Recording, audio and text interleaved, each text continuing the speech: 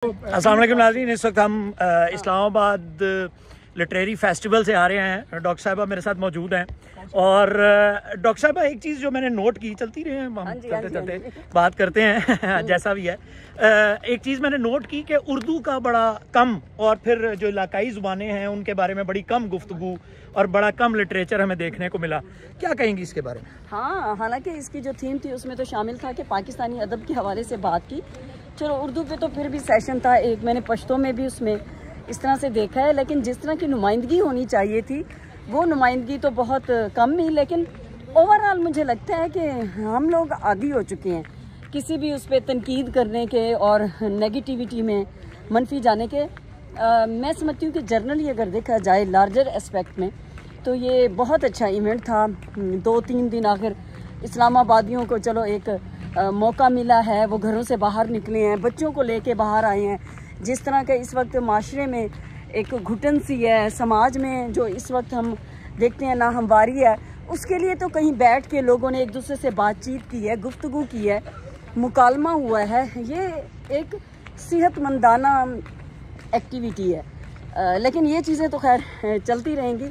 होना तो ये चाहिए कि हमारे इधर पाकिस्तान में पाकिस्तानी अदब को प्रमोट किया जाए, जैसा कि इसमें इसका जो ये मैं देख रही हूँ कि इस्लामाबाद लिटरेचर फेस्टिवल का है, इसमें लिखा हुआ है कि Pakistani writers to promote reading and showcase writing at its best, मतलब ये है इसमें। मैं डॉक्टर साहब, ऑक्सफोर्ड जो है हमारे यहाँ समझा जाता है कि एलीट क्लास का एक क्लब है और एलीट क्लास के बच्चे जो हैं वो ज़्यादातर पढ़ते हैं ऑक्सफोर्ड की किताबें भी। ऑक्सफोर्ड को समझा जाता है कि एक अपर क्लास की एक नुमाइंदगी समझी जाती है और इंग्लिश ज़ुबान जो है वो भी अपर क्लास की एक नुमाइंदगी ही समझी जाती है।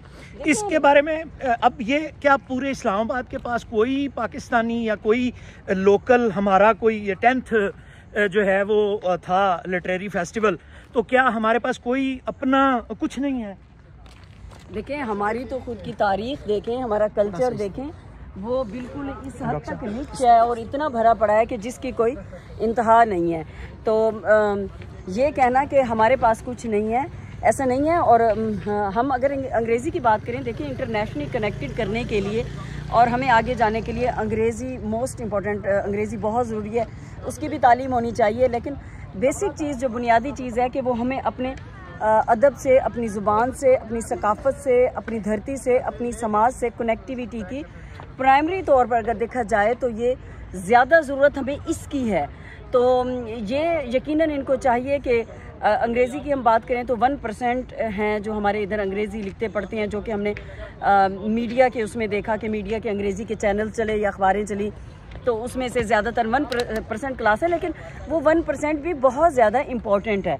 वो इस वजह से इम्पॉर्टेंट है कि बहुत सारे लोग जो डिसीजन मेकिंग करते हैं, फ़ैसला साजी में आते हैं और बाद में हम देखते हैं कि आगे फिर उसी जो कंटेंट उसमें आता है उसके बाद उसी पे लेजिस्लेशन और सब सजेशंस और रिकमेंडेशंस दी जा रही होती हैं। तो ये बहुत इम्पॉर्टेंट है। लेकिन ये एक हकीकत है दूसरी तरफ कि हमें अपनी जो पाकिस्तानी अदब है उसको आगे ले जाने की बहुत ज़्यादा ज़रूरत है, क्योंकि हमारी जनरेशन और हमारी नस्ल की बका ही इसी में है कि हम अपने बच्चों को अपनी ज़ुबान में और अपने सकाफ़त से रूशनास कराएं और अपनी इक़दार और अपनी रिवायात को बुनियाद बनाते हुए उन्हें आगे ले जाकर कहीं हम वहाँ से मकामियत से आगे जो है कौमियत की तरफ और फिर कौमियत से निकल के हम आलमगीरियत की तरफ तब भी आ सकते हैं कि जब हम इस पर अमल पैरा हों। ख़वातीन के किरदार पर आप किताब भी लिख रही हैं, माज़ूर ख़्वाह हूँ आपका बहुत वक्त ले रहा हूँ। ख़वातीन के किरदार पर एक बहुत ही ज़बरदस्त किताब आपने रिसर्च करके जो है वो बहुत जल्द आने वाली है, उसके बारे में हमारे नाज़रीन को कुछ बताइएगा। जी बिल्कुल, इस वक्त हम बातें करते करते इस्लामाबाद लिटरेचर फेस्टिवल से सूफ़ी नाइट का इख्तिताम हो रहा है और हम उठ के बाहर आ चुके हैं। इस वक्त पार्किंग में है और आपको मेरे अक में ये गाड़ियाँ भी नज़र आ रही होंगी तैयारी में हम जाने के लिए। तो मेरी जो किताब है, मेरे रिसर्च वर्क है सराइकी पंजाबी और सिंधी अफसाना निगार ख़वातीन पे कंपैरेटिव स्टडी है उनकी कि किस तरह से शॉर्ट स्टोरी फीमेल राइटर ने लिखा है।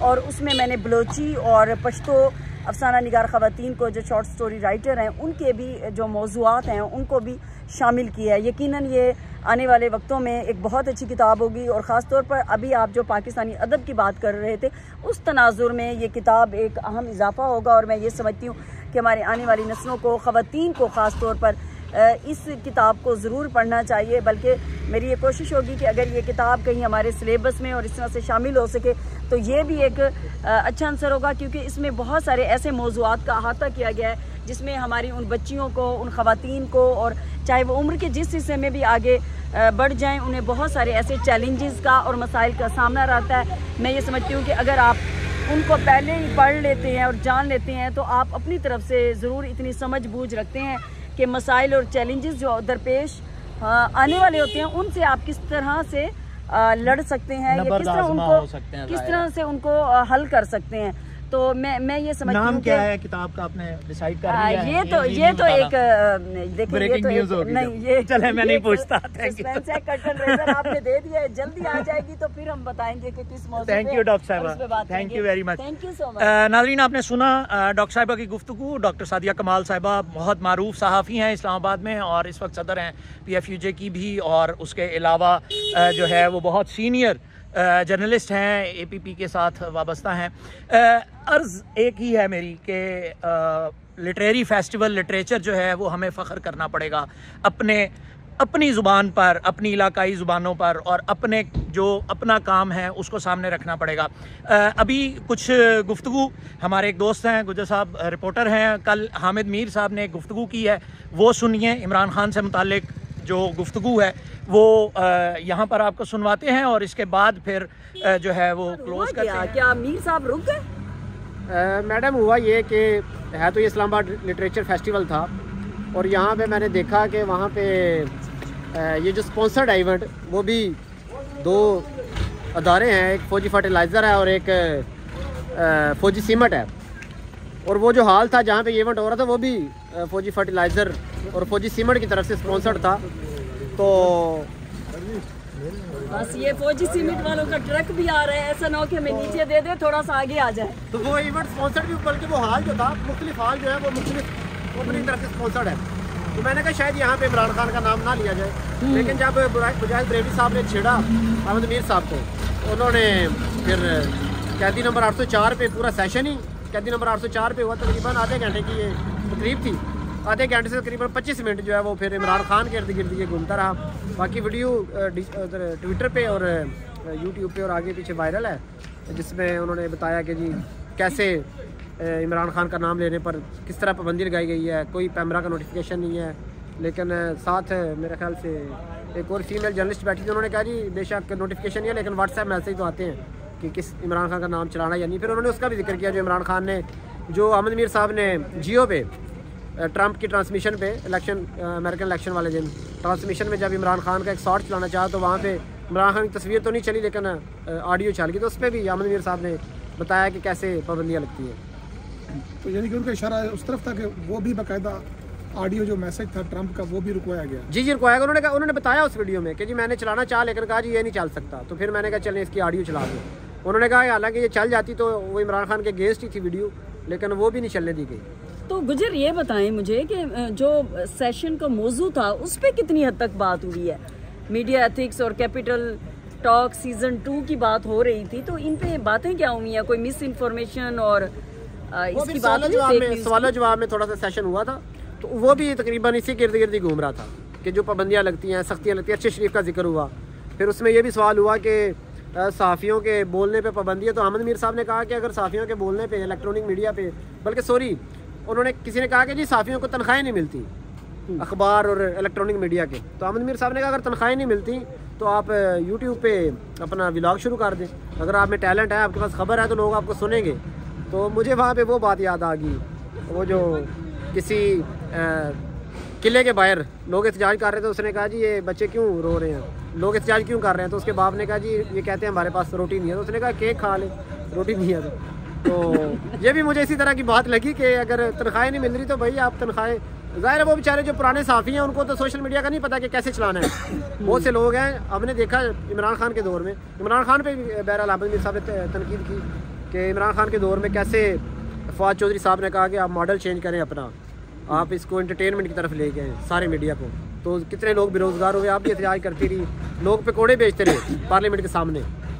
तो AI की बात हुई, वही साथी तंजीमें थी। अच्छा ये बताइए पकौड़े में पालक नहीं थी वैसे। इस सारी कन्वर्सेशन पे एनवायरनमेंट कैसा था, लोग क्या किस तरह लोग बड़े एक्साइटेड थे जब इमरान खान नाम आता था, लोग तालियां बजाते थे। इससे पता चलता था कि हालांकि ये बड़ी लिबरल ऑडियंस होती है यहाँ पे इस्लामाबाद लिटरेचर फेस्टिवल में, लेकिन वो भी तकरीबन 90% जो है वो तालियां बजाते थे इमरान खान के नाम पे। और जब एंटी एस्टेब्लिशमेंट बात होती थी तब भी हुटिंग करते थे। तो वो बड़ा एक आप यहाँ से आप अंदाज़ा लगा सकते हैं कि मतलब इमरान खान या PTI किस तरह सराहियत कर चुकी है। बहुत सी बातें हैं, लेकिन बात सिर्फ इतनी है कि बाअदब बामुराद होता है, बेअदब बेमुराद ही रहता है।